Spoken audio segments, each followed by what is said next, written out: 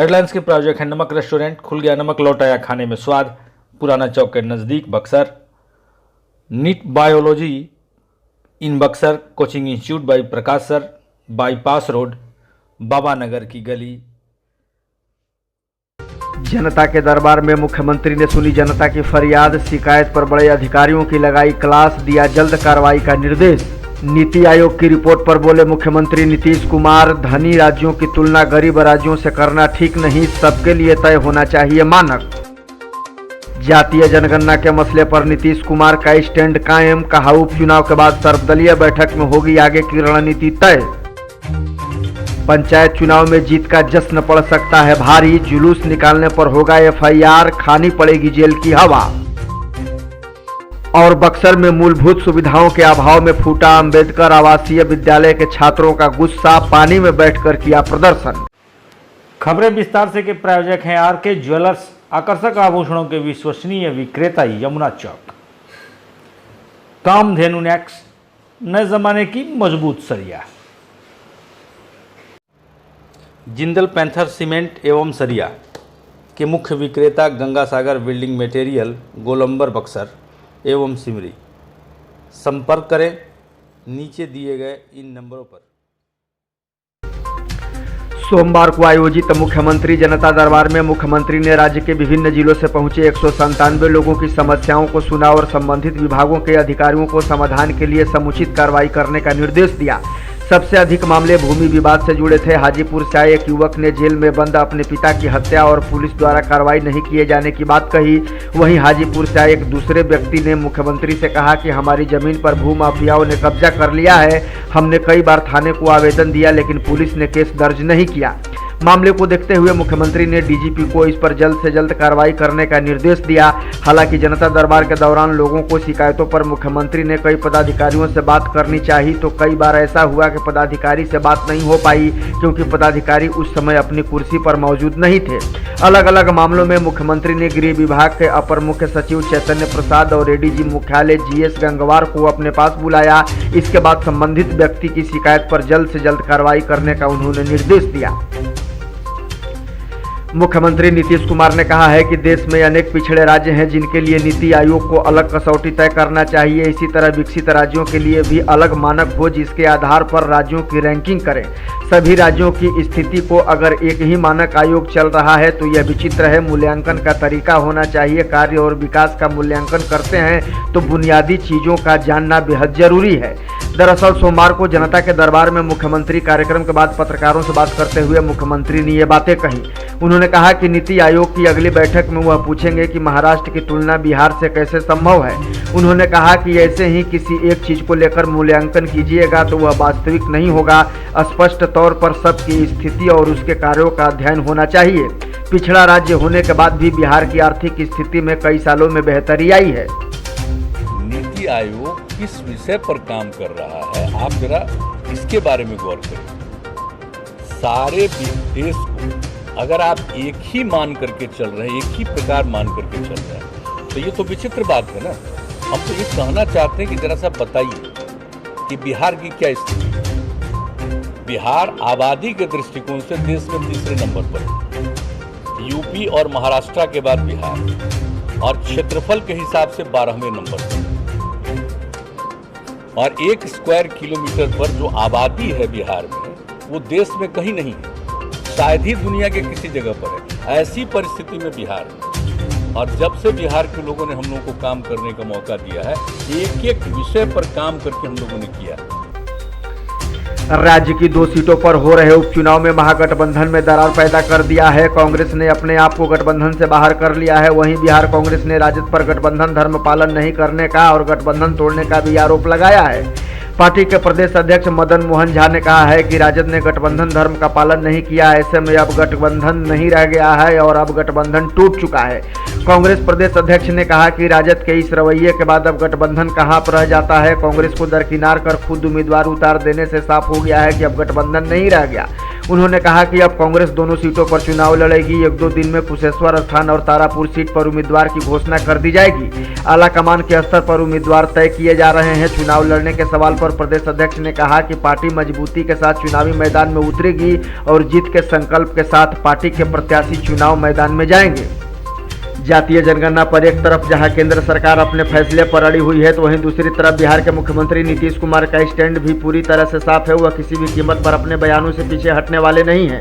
मुख्यमंत्री ने कहा है कि जातीय जनगणना पर हम लोग चाहेंगे कि केंद्र सरकार विचार कर निर्णय ले, पर केंद्र इस पर अब तक कुछ भी नहीं किया जा रहा है। इसलिए बिहार में जो करना है उस पर सर्वसम्मति से कोई निर्णय हम लोग लेंगे। बिहार की सभी पार्टियों का शिष्टमंडल प्रधानमंत्री से मिला था। उन्हीं 10 पार्टियों के लोग विधानसभा उपचुनाव के बाद बैठक करेंगे और एक एक चीज, नियम कानून पर परामर्श और विचार कर आगे की रणनीति तय करेंगे। उन्होंने कहा कि मुझे पूरा भरोसा है कि सर्वसम्मति से बिहार में इस मसले पर निर्णय होगा। योगी है कि इसके बाद ही बैठ करके बातचीत, इसमें तो कोई, लेकिन मुझको पूरा भरोसा है कि सर्वसम्मति बिहार में जरूर बनेगी। हमको भरोसा है एक राय जरूर बनेगी मिल करके पूरे बिहार में क्या करना चाहिए। अपने बिहार में हम लोग कुछ कर सकते हैं, उन सब चीज़ों के बारे में जरूर सर्वसम्मति से जो भी होगा सर्वसम्मति कर देंगे। पंचायत चुनाव में सरेआम जीत का जश्न मनाना मुखिया जी को महंगा पड़ सकता है। चुनाव बाद किसी भी हिंसा से निपटने के लिए पुलिस मुख्यालय ने कमर कस लिया है। इस बाबत सभी जिलों के एसएसपी और एसपी को ऐसी किसी भी घटना पर न सिर्फ त्वरित कार्रवाई करने का आदेश दिया गया है, बल्कि सख्त एक्शन लेने का भी निर्देश दिया गया है।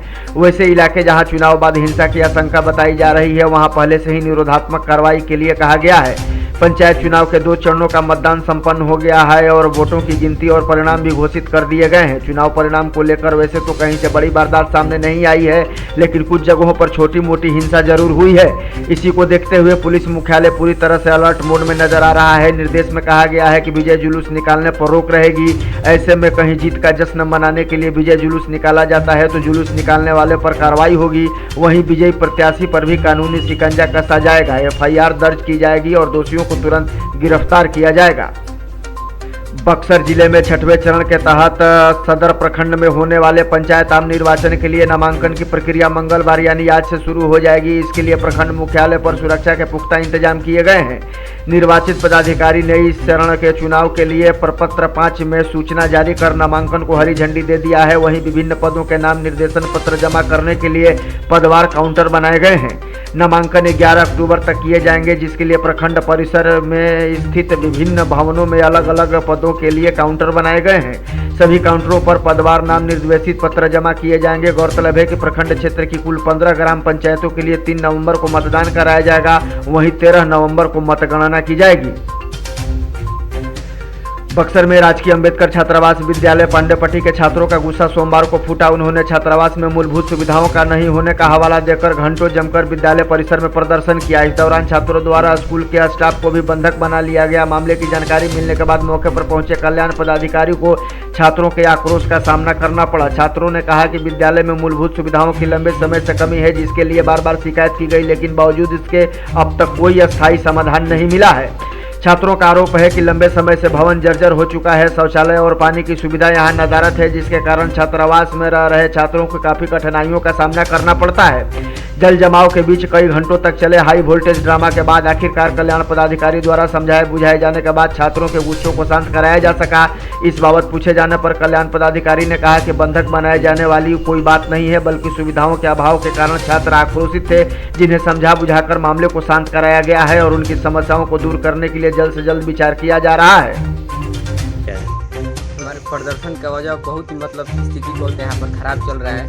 यहाँ पर बहुत सफाई की स्थिति, बिजली की स्थिति, शिक्षा के भी अभाव है। यहाँ पर हम लोग का बहुत बार आधे अवैधु कर रहे हैं। दीपक सर हमारे हेड मास्टर है, उनको स्थिति बहुत हम लोग बता रहे हैं कि यहाँ पर सफाई की स्थिति सुधार कीजिए, क्लास में शिक्षा का व्यवस्था कीजिए अच्छे से, वो नहीं हो पा रहा है। आज आप लोगों ने DWO साहब को बंधक बना लिया है। बंधक बनाने का रीज़न ये है कि हम लोग बहुत पहले से ही बार हम लोग अपना समस्या बता रहे हैं, लेकिन कोई समाधान नहीं हो पा रहा है। ये बहुत जर्जर बिल्डिंग हो गई है और बच्चों को यहाँ शिफ्ट कराना है। और उसी शिफ्ट कराने को लेकर के बच्चे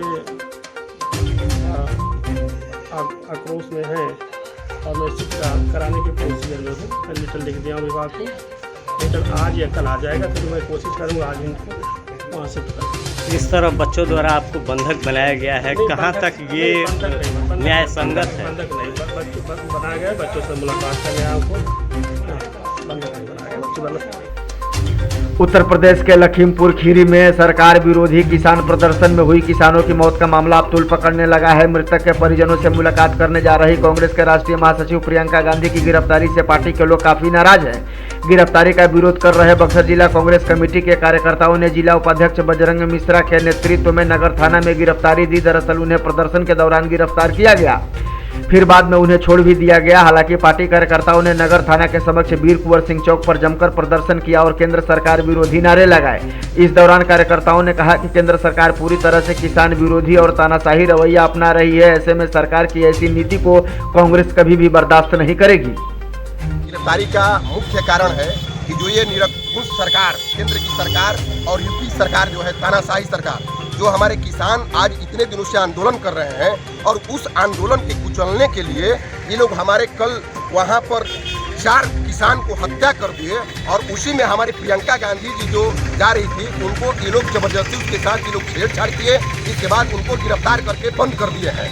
तो ऐसी तानाशाह के खिलाफ जो सरकार केंद्र में नरेंद्र मोदी जी बैठे हैं, उसी के खिलाफ में हम लोग यहाँ पर आज बक्सर जिला जो टाउन थाना है, यहाँ पर हम लोग या तो प्रियंका गांधी को रिहा करो, नहीं तो मुझे भी गिरफ्तार करो। बक्सर जिले के नवानगर प्रखंड में पंचायत चुनाव के लिए नामांकन का सिलसिला जारी है। यहां नामांकन के लिए 1 दिन और शेष बचे हैं, यानी कि 6 अक्टूबर तक यहां उम्मीदवार नामांकन कर सकते हैं। सोमवार को विभिन्न पदों के लिए 690 से अधिक उम्मीदवारों ने नामांकन किया। जानकारी के मुताबिक 66 लोगों ने मुखिया पद के लिए यहां नामांकन किया। वहीं सरपंच पद के लिए 47 लोगों ने अपना नामांकन पर्चा दाखिल किया, जबकि बीडीसी पद के लिए 58 प्रत्याशियों ने पर्चा दाखिल किया।